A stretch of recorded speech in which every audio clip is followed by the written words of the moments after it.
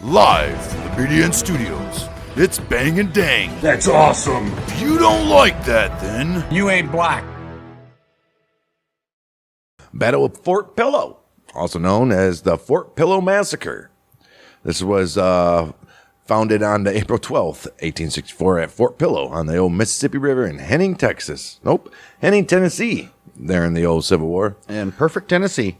All right. The battle ended with the old Rebs, commanded by Major General Nathan Bedford Forrest, massacring United States Army soldiers, many of them African Americans. They were trying to surrender. They're like, hey, man, we're done. I'm like, nope. Thought so. United States deployment of the United States colored troops, combined with Abraham Lincoln's issuing of the Emancipation Proclamation, profoundly angered the old Rebs, who called it uncivilized. In response, the old Rebs in May of 1863 passed a law stating that black U.S. soldiers captured while fighting against the old rebels will be turned over to the state, where the captured would be tried according to state laws. Probably moited. Well, Fort Pillow was built in early 1862 by Gideon Johnson Pillow, who was a Confederate brigadier general on the Mississippi River 40 miles north of Memphis. Was used by both sides during the war, clearly. Right. With the fall of New Madrid and Island No. 10, the U.S. Army forces, Confederate troops evacuated Fort Pillow on June 4th to avoid being cut off from the rest of the Confederate Army. That was 1862, right? Yeah. U.S. Army forces occupied Fort Pillow on June 6th and used it to protect the river approach to Memphis. The fort stood on a high bluff and was protected by 3 lines of entrenchments arranged in a semicircle with protective parapet 4 feet thick, 6 to 8 feet high, surrounded by a ditch. Perfect. How the hell the Rebs not... well, they had it abandoned. They weren't... Right. So bad. During this battle, though, this design was a disadvantage to the defenders because they could not fire upon approaching troops without mounting the top of the parapet, which subjected them to enemy fire. Because of the width of the parapet, operators of the 6 artillery pieces of the fort found it very difficult to depress their barrels enough to fire on the attackers once they got close. United States Navy gunboat USS New Era, commanded by Captain James Marshall, was also available for the defense. Cool. 16th of March, year 1864. Major General. Confederate Major General Nathan Bedford Forrest, he launched a month-long cavalry raid with 7,000 troopers into West Tennessee and Kentucky. Yeah. Their objectives were to capture U.S. prisoners and supplies and to demolish posts and fortifications from Paducah, Kentucky, south to Memphis. Forrest's Cavalry Corps, which he called the Cavalry Department of West Tennessee and North Mississippi, original, consisted of the divisions led by Brigadier Generals James R. Chalmers, who had the brigades of Brigadier General Robert B. Richardson and Colonel Robert McCulloch, and then General A. Buford had the brigades of Colonels Tyree Bell and A. P. Thompson. Awesome, Buford, huh? Wasn't there a Buford in the north? I think so. The first of the 2 significant engagements in the expedition was the Battle of Paducah on the 25th of March, where Forrest's men did considerable damage to the town and its military supplies. Forrest had tried to bluff United States Colonel Stephen G. Hicks into surrender, and he was warning them, if I have to storm your works, you may expect no quarter. Hicks rejected, as he knew that the fort could not be easily taken. And it wasn't. Right. Numerous skirmishes occurred throughout the region in late March and early April. Needing supplies, Forrest planned to move on Fort Pillow with about 1,500 to 2,500 men. He also had detached part of his command under Buford to strike Paducah again. Yeah. Well, they didn't strike it. They just went and stole all those fine horses that were left, remember? Right. He also wrote, April 4th, there is a federal force of 500 or 600 at Fort Pillow, which I shall intend to in a day or two, as they have horses and supplies which we need. The U.S. Army garrison at Fort Pillow consisted of about 600 men, divided almost evenly between black and white troops. The black soldiers belonged to the 6th U.S. Regiment Colored Heavy Artillery and a section of the 2nd Colored Light Artillery, previously known as the Memphis Battery Light Artillery, of African descent, under the overall command of Major Lionel F. Booth, who had been in the fort for only 2 weeks.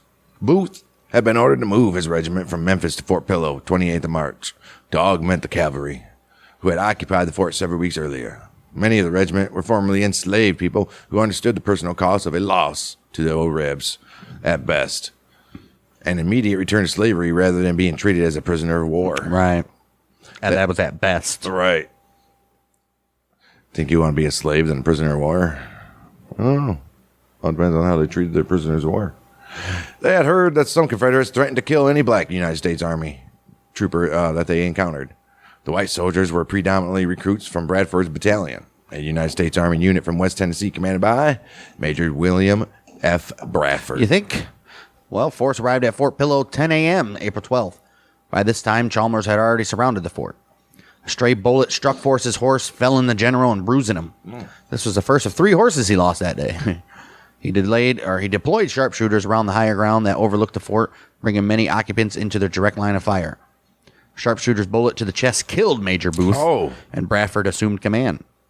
By 11 a.m., the Confederates had captured 2 rows of barracks about 150 yards from the southern end of the fort. Unfortunately, the U.S. Army soldiers had failed to destroy these buildings before the Confederates occupied them, they subjected the garrison to a murderous fire. Oh, no. Come on, why would you not destroy them? Right. Rifle and artillery fire continued until about 3:30 p.m. when Forrest sent a note demanding surrender. The note read, "The conduct of the officers and men garrisoning Fort Pillow has been such as to entitle them to being treated as prisoners of war. I demand the unconditional surrender of the entire garrison, promising that you shall be treated as prisoners of war. My men have just received a fresh supply of ammo and, from their present position, can easily assault and capture the fort. Should my demand be refused, I cannot be responsible for the fate of your command." Bradford replied, concealing his identity as he did not wish the Confederates to realize that Booth had been moited, requesting an hour for consideration. So give me an hour to think about it. Right. Well, Forrest, who believed that reinforcing troops would soon arrive by a river, replied that he would only allow 20 minutes, and that if the expiration of that time the fort is not surrendered, I shall assault it. Bradford refused this opportunity with a final reply. He says, "I will not surrender." Oh, shit. Forrest then ordered his bugler to sound the charge. So is it a massacre? He didn't surrender? They gave him... The Confederate assault was furious. While the sharpshooters maintained their fire into the fort, the first wave entered the ditch and stood while the second wave used their backs as stepping stones. Oh, wow. These men then reached down and helped the first wave scramble up a ledge on the embankment. This proceeded flawlessly, and finally, you guys got something working out for you. And then with very little firing, except for sharpshooters around the flanks, so no ammo wasted, and they're gaining ground. Right. Their fire against the new era caused the sailors to button up their gun ports and hold their fire. As the sharpshooters were signaled to hold their fire, the men on the ledge went up and over the embankment, firing now for the first time into the massed defenders. Wow. The garrison fought briefly, but then broke and ran to the landing at the foot of the bluff, where they had been told that the U.S. Navy gunboat would cover their withdrawal by firing grape shot and canister rounds. Okay. Because its gun ports remained sealed, the gunboat did not fire a single shot. Wow. The fleeing soldiers were subjected to fire from the rear and the flank. Oh, wow. Many were shot down. Others reached the river only to drown or be picked off in the water by sharpshooters on the bluff. Although Confederate sources say that Forrest's forces kept firing in self-defense, official United States reports emphasize that a deliberate massacre occurred. United States Army survivors said that even though all the troops surrendered, Forrest's men massacred some in cold blood. Surviving members of the garrison said that most of the men surrendered and threw down their arms, only to be shot or bayoneted by the attackers, who repeatedly shouted, "No quarter, no quarter." I mean, you guys were warned.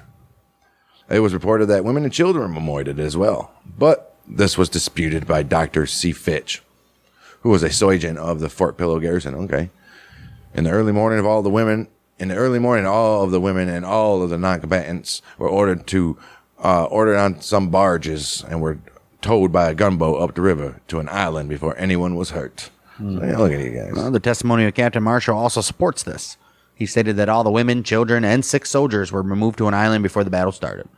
Strongest evidence that the Confederates did not kill the women and children is that no one reported seeing the bodies of women and children among the slain.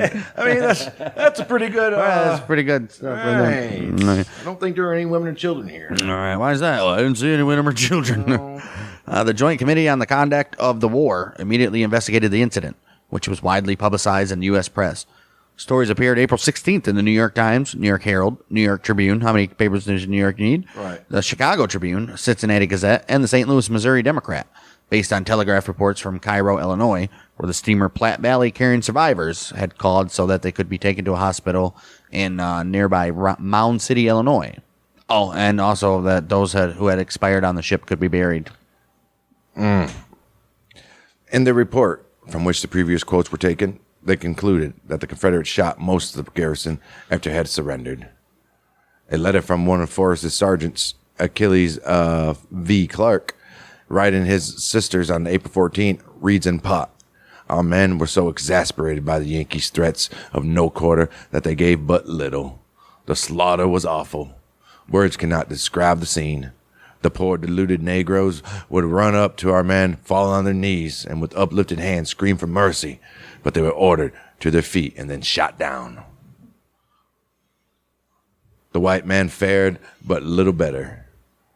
The fort turned out to be a great slaughter pen. Blood, human blood, stood in about pools, and brains could have been gathered up in any quantity. I, with several others, tried to stop the butchery, and at one time had partially succeeded, but General Forrest ordered them to shoot down like dogs, and the carnage continued. Finally, our men became sick of blood, and the firing ceased." Damn. A 2002 study by Albert Castle concluded that Forrest's troops had killed a large number of the garrison after they had either ceased resisting or were incapable of resistance. I mean, he gave him a warning, said, I cannot. Doesn't matter. You just don't go murder people when they're surrendering. He said it. Stupid. He had a chance to surrender, and if you don't, I can't tell you what's going to happen. Okay, still dumb. Clearly, that guy, I don't know what happens to Forrest, but definitely should be tried for war crimes after this. Mm-hmm. Historian Andrew Ward in 2005 concluded that an atrocity in the modern sense occurred at Fort Pillow, but that the event was not premeditated nor officially sanctioned by Confederate commanders. Recent histories concur that a massacre occurred. Historian Richard Fuchs, the author of An Unerring Fire, concludes that the affair at Fort Pillow was simply an orgy of death, a mass lynching to satisfy the basis of conduct, intentional murder for the vilest of reasons, racism and personal enmity. Enmity. Wow. Ward, he states, whether the massacre was premeditated or spontaneous does not address the more fundamental question of whether a massacre took place. It certainly did, in every dictionary sense of the word. John Simprich, he states, the new paradigm in social altitudes and the fuller use of available evidence was favored a massacre interpretation. Debate over the memory of this incident formed a part of the sectional and racial conflicts for many years after this war. But the reinterpretation of the event during the last 30 years offers some hope that society can move beyond past intolerance. You think so? Lieutenant Daniel Van Horn of the 6th U.S. Heavy Artillery, which was a colored unit, stated in his official report, "There never was a surrender at the fort. Both officers and men declaring they would never surrender or ask for a quarter. Another unit officer, however, and the only surviving officer of Bradford's battalion, attested to the characterization that unarmed soldiers were in fact killed in the act of surrendering." Right, but as a whole, they didn't surrender. That's what he's saying. Doesn't matter. Right. When you got men that are coming up with your hands held and dropping their weapons and you shoot them, then something's wrong with that. Yeah, you think so. Forrest's men, they insisted that the United States soldiers, although fleeing, kept their weapons and frequently turned to shoot, forcing the old Rebs to keep firing in self-defense. Their claim is consistent with the discovery of numerous United States Army rifles on the bluffs near the river. The United States flag was still flying over the fort, which indicated that the force had not formally surrendered. A contemporary newspaper account from Jackson, Tennessee, states that General Forrest begged them to surrender, but not the first sign of surrender was ever given. Similar accounts were reported in both southern and northern newspapers at this very time. Historian Alan Nevins, he wrote that although the interpretation of the facts had provoked some disputation. Northerners, however, only saw one side. They read headlines announcing "Attack on Fort Pillow, indiscriminate slaughter of the prisoners, shocking scenes of savagery." Dispatches from Sherman's army declaring that there is a general gritting of teeth here. Reports from the Missouri Democrat detailing the fiendish of rebel behavior, and editorials like that in the Chicago Tribune condemning the murder and butchery. Okay, so of course the North is going to be all over it. Right. The old New York Times, they wrote on the 24th of April, the blacks and their officers were shot down, bayoneted, and put to the sword in cold blood. Out of 400 Negro soldiers, only about 20 survived. At least 300 of them were destroyed after the surrender. Damn. This is the statement of the rebel General Chalmers himself to our informant. That's what he says, huh? Right. Forrest's dispatch stated, a demand was made for the surrender, which was refused. The victory was complete, and the loss of the enemy will never be known from the fact that large numbers ran into the river and were shot and drowned. So he just admitted it. Right. The force was composed of about 500 Negroes and 200 white soldiers, Tennessee Tories. The river was dyed with the blood of the slaughtered for about 200 yards.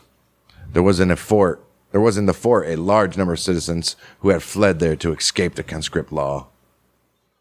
Most of these ran into the river and were drowned. The approximate loss was upward to 500 moited, but few of the officers escaping.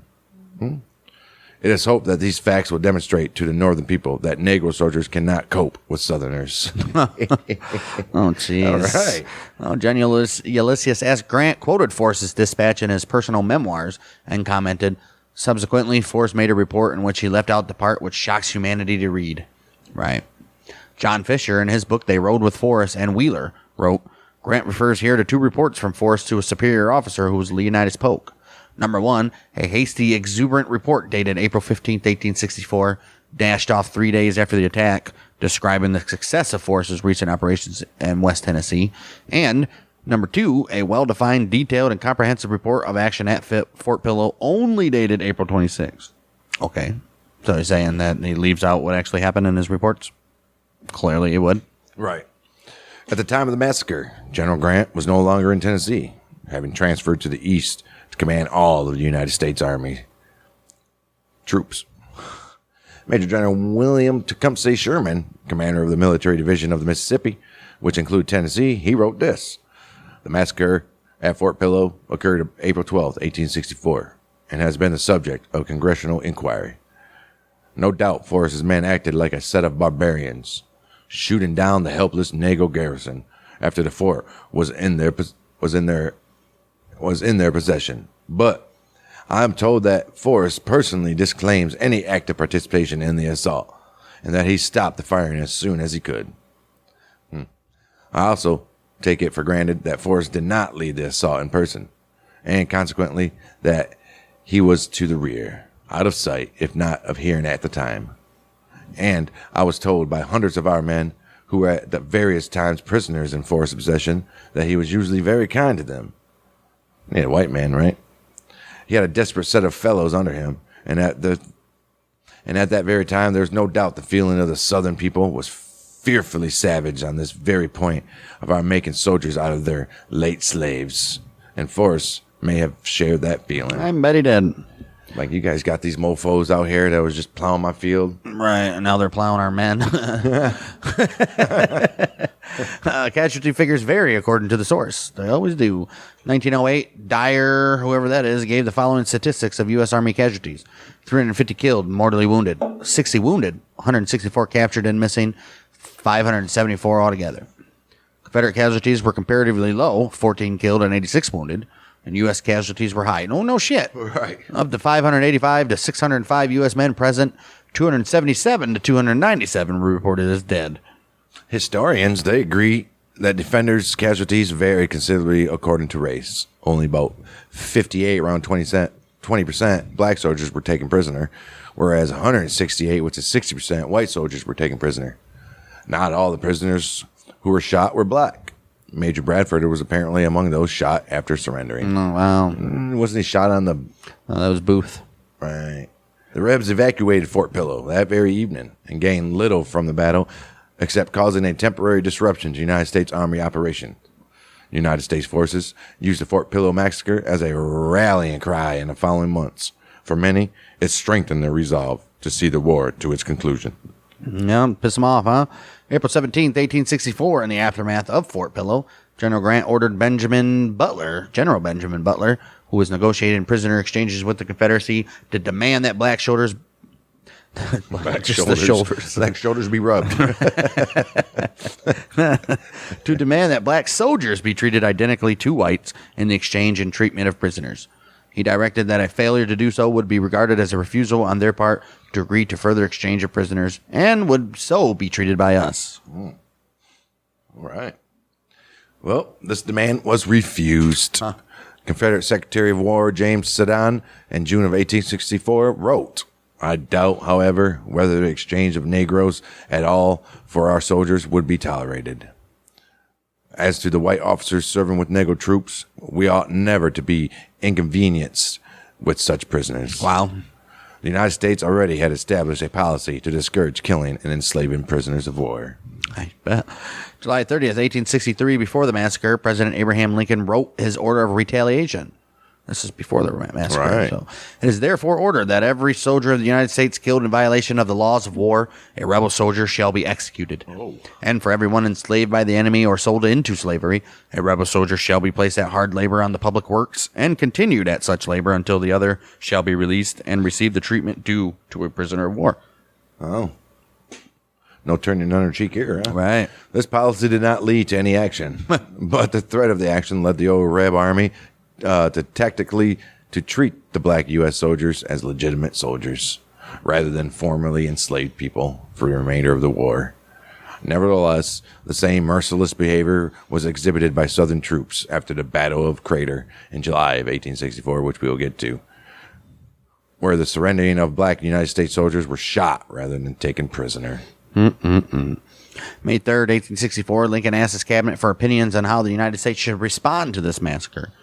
Secretary of the Treasury Solomon P. Chase recommended for Lincoln to enforce his order of retaliation Right.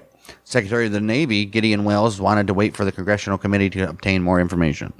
Welles expressed concern in his diary. He said, there must be something in these terrible reports, but I distrust congressional committees. They exaggerate. Yeah. All right. Secretary of War Edwin Stanton and Attorney General Edward Bates wanted to retaliate.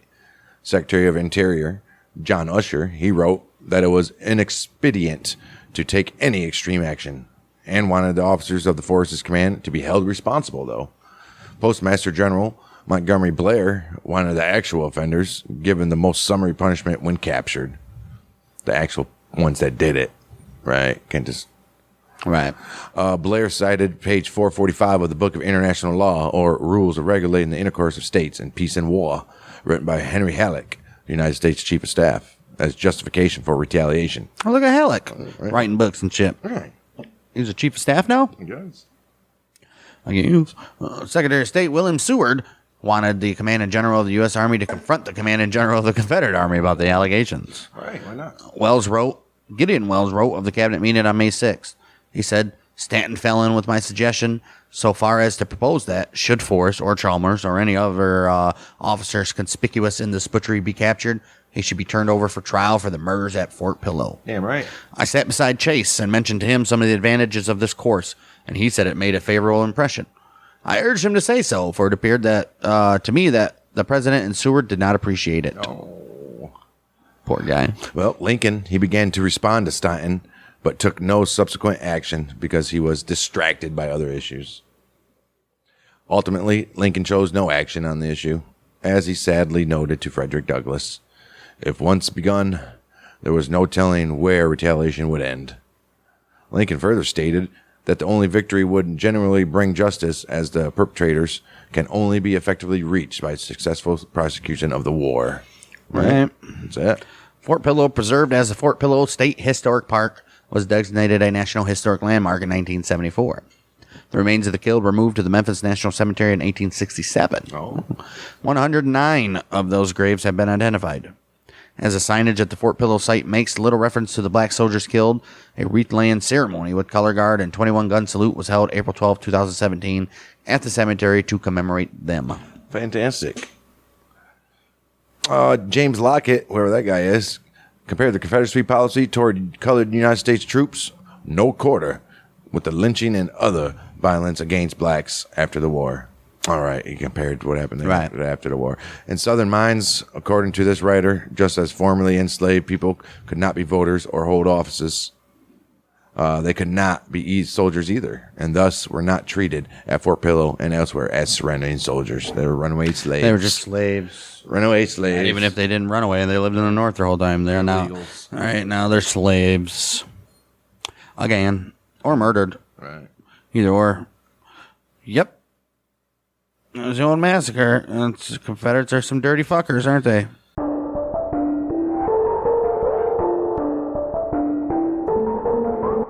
If you enjoyed this video, be sure to subscribe so you never miss out on new episodes of Outlaws and Gunslingers or Battles of the American Civil War, right here on the Bang Dang Network. And don't forget to check out those playlists